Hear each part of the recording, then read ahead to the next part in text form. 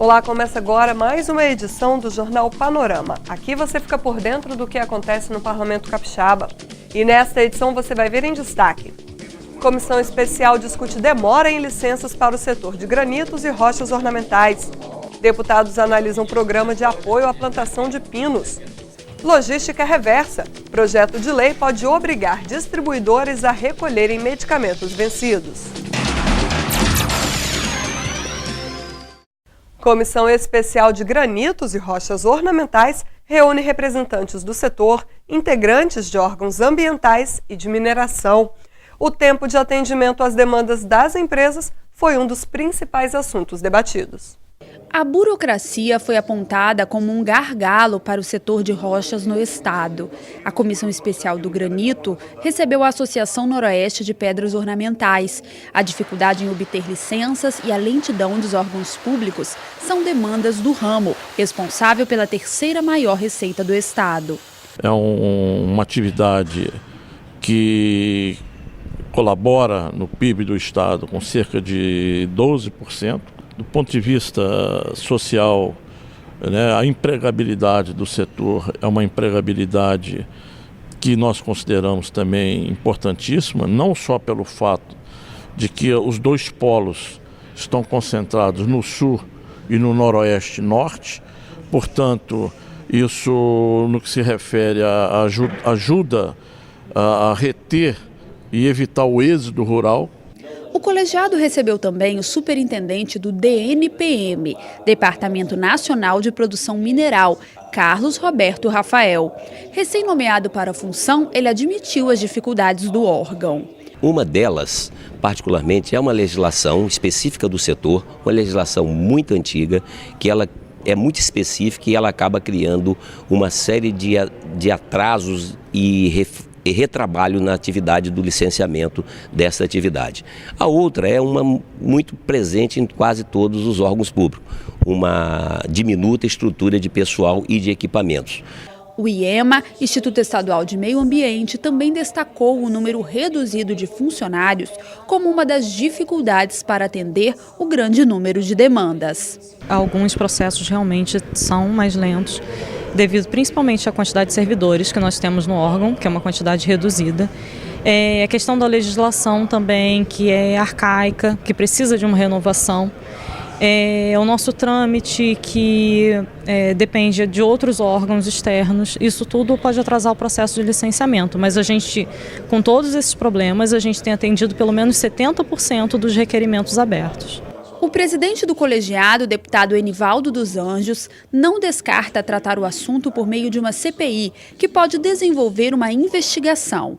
Ele também marcou nova reunião para o dia 22 de novembro.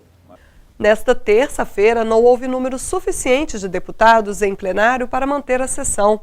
Assim, as matérias que estavam em pauta não foram votadas e seguem na ordem do dia da próxima sessão. Mas começaram a tramitar novas propostas na casa. Quem tem as informações é a repórter Nicole Espósito. Luciana, começou a tramitar na casa nesta terça-feira projeto do Tribunal de Contas do Estado que pretende instituir o TAG, Termo de Ajustamento de Gestão. De acordo com o TCE, esse instrumento já é utilizado em tribunais de contas de outros estados, como São Paulo e Minas Gerais, e vai possibilitar, entre outros pontos, que gestores regularizem normas e procedimentos sem a necessidade de instauração de processo judicial. Bom, e como não houve quórum para a fase de votações, a pauta da ordem do dia segue com 5 urgências. Entre elas, projeto do deputado Marcos Bruno, que estabelece multa para quem for flagrado abandonando animais. Voltamos ao estúdio. Obrigada, Nicole. Deputados conhecem programa de incentivo à plantação de pinheiro no estado. Os parlamentares receberam explicações sobre o plantio, mas também questionaram alguns aspectos referentes à iniciativa. A produção de pinos, uma espécie de pinheiro, foi tema de debate na Comissão de Agricultura. O colegiado recebeu o engenheiro florestal Pedro Carvalho, coordenador do programa Pró-Resina, lançado em julho deste ano pelo governo do estado. O programa visa intensificar o plantio da espécie como alternativa de renda para os produtores rurais das regiões sul e serrana, principalmente em áreas degradadas ou em consórcio com outras culturas. Segundo o coordenador, aqueles que ingressarem na atividade podem receber sementes de alto rendimento e ter facilidade em linhas de crédito do Bandes. O Pinus é um gênero que produz goma-resina, que tem alto valor comercial. E também, além disso, produz madeira também. O coordenador do programa também esclareceu dúvidas sobre as desvantagens do plantio de pinos. O Pinus é uma espécie que ela... como qualquer outra cultura, ela causa impacto ambiental, né? Qualquer café, pastagem, eucalipto, tomate, o que você for plantar vai causar impactos ambientais. O que nós temos que trabalhar é com responsabilidade, minimizando os impactos ambientais de qualquer cultura. Durante a reunião, o deputado Padre Honório levantou questões, principalmente sobre a garantia de renda para os produtores. Até que ponto os agricultores realmente vão ter segurança que não vai ser um programa anunciado, assinado essa cooperação, né? O governador assina, o senador assina, o deputado assina, o empresário assina, mas quem planta é o agricultor. Quem leva prejuízo é o agricultor. Hoje toda a goma-resina produzida no estado do Espírito Santo ela é enviada para São Paulo. Então tem um custo de um frete aí que desvaloriza o produto. Então existe um mercado grande hoje no Brasil e em ascensão, né? E existe uma empresa que não é a única de compra de resina, que ela está empenhada em implantar aqui no estado uma indústria para poder separar a goma-resina, né? O breu da terebentina. A presidente do colegiado sugeriu que o programa seja expandido para o norte do estado.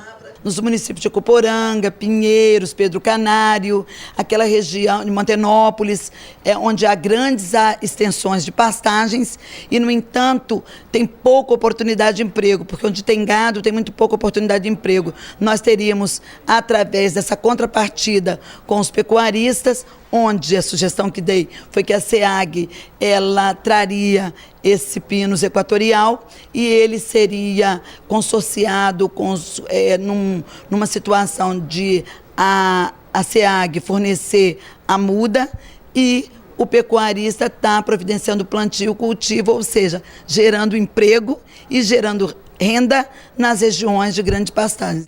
Segue com aprovação na Casa o projeto de lei sobre logística reversa de medicamentos. A proposta pode determinar que os distribuidores e as farmácias aceitem a devolução dos remédios sem condições de uso. A Comissão de Saúde analisou e deu parecer favorável a 8 projetos de lei. 3 deles são de autoria do presidente do colegiado, deputado Dr. Hércules. Destaque para a proposta que dispõe sobre o descarte adequado de medicamentos em desuso. A matéria, protocolada em parceria com o deputado Amaro Neto, prevê que os estabelecimentos que comercializam ou distribuem os remédios sejam obrigados a aceitar a devolução dos produtos usados ou vencidos. Um menino lá da Serra, um garoto de 3 anos, com o nome Fernando, achou um comprimido na rua, tomou esse comprimido e morreu. Então nós podemos ficar de braço cruzado diante de uma catástrofe desse tamanho, né? Então nós temos que responsabilizar especialmente os laboratórios, porque o dono da farmácia, o farmacêutico, ele não tem condições de fazer esse descarte, mas é preciso que haja mecanismo, pode ser até em parceria com as farmácias, alguma coisa, algum lugar para destinar esse medicamento e depois o laboratório recolher. O projeto já recebeu pareceres favoráveis nas comissões de Justiça e de Cidadania e agora segue para análise nas comissões de Meio Ambiente e de Finanças. Professor nota 10, jovem educador capixaba, recebe prêmios nacionais e é considerado o melhor professor do país. O Emerson Nogueira esteve na Assembleia e falou sobre o projeto que resultou nas premiações. A Comissão de Educação recebeu o professor de Ciências considerado o melhor do país. O capixaba, o Emerson Silva Nogueira, foi premiado 2 vezes. Como educador nota 10, prêmio dado aos 10 melhores professores do Brasil e ainda como educador do ano, homenagem ao melhor professor entre os 10. A premiação foi motivada pelo projeto Filtrando Lágrimas do Rio Doce, desenvolvido por Emerson junto aos alunos da Escola Antônio dos Santos Neves, em Boa Esperança, norte do estado. Esse projeto, ele permitiu com que eu trabalhasse a temática da descontaminação do Rio Doce, em prol de benefício no aprendizado dos alunos e resultado para a sociedade de Regência, que estava sofrendo com a contaminação dos rejeitos de minério. Ele consistiu na desconstrução da tabela periódica e na criação de um filtro, que é uma tecnologia inovada, super simples, desenvolvida pelos meus alunos sobre a minha orientação, utilizando componentes como areia, brita e o morador, né, que foi afetado pela lama no Rio Doce. Ele pega a água contaminada, joga no filtro, a água sai totalmente filtrada, transparente e pode ser reutilizada por ele na plantação e no uso doméstico. O professor explica como a experiência pode ser desenvolvida em outras disciplinas. Os professores de matemática, por exemplo, que foi um dos professores nota 10, ele usou a matemática através de jogos. Ele teve um projeto maravilhoso, que foi o professor Greyton. Ele desconstruiu o método de aprendizado da matemática. Os alunos dele aprenderam 100% da matemática brincando, né? Teve um professor de língua portuguesa que usou as histórias dos avós, a construção, a reconstrução, né, de histórias. Teve um professor de história que trabalhou a construção da identidade. A professora de matemática também do Fundamental 1, trabalhou com caça ao tesouro. A professora de educação infantil utilizou a temática de pesquisas científicas utilizando o projeto Tamar. Então você observa que, se você for analisar todos os projetos dos 10 educadores nota 10, cada um deles teve uma temática diferenciada, né, na sala de aula. Então é possível sim, qualquer professor de qualquer disciplina utilizar dinâmicas diferentes no método de ensino-aprendizagem dos alunos. Os prêmios do professor capixaba foram concedidos em parceria das fundações da Rede Globo e do Grupo Abril. Mas agora o Emerson tem um novo desafio. Ele está entre os 50 indicados ao prêmio de melhor educador do mundo. Concedido pela Varkey Foundation, a homenagem é reconhecida como um prêmio Nobel da Educação. O Jornal Panorama de hoje fica por aqui. Obrigada pela companhia de sempre e até o nosso próximo encontro.